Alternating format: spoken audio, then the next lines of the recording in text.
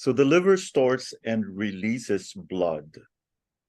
When you see signs of blood deficiency, such as paleness, tiredness, dizziness, feeling of numbness in the hands and legs, long menstrual cycles with scanty bleeding in women, this is called liver blood deficiency. It is not necessary that a patient's hemoglobin count should be low to substantiate such a diagnosis. The symptoms are sufficient. In some patients, this could be a temporary state following an accident with much loss of blood or a serious illness or childbirth. The symptoms could improve after a short period of blood building. We can assist blood building by tonifying the heart yin and yang, as it is the heart that nourishes and synthesizes blood. Excessive and spontaneous bleeding can occur from any organ, but the underlying cause of this bleeding lies in the dysfunction of the liver.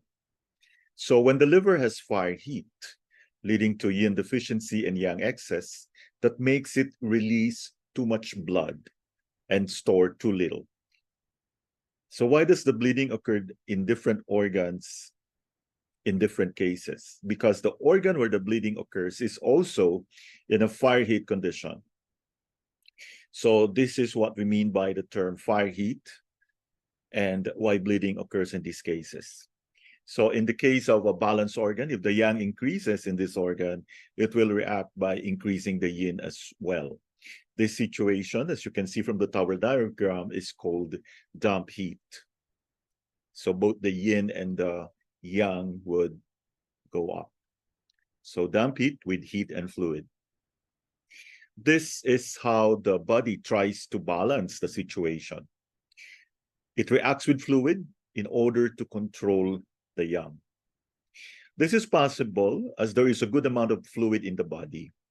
But when there is less fluid, or when you have dryness and inflammation or fever, there is not sufficient yin to react with. The only way to balance the situation is by eliminating the heat.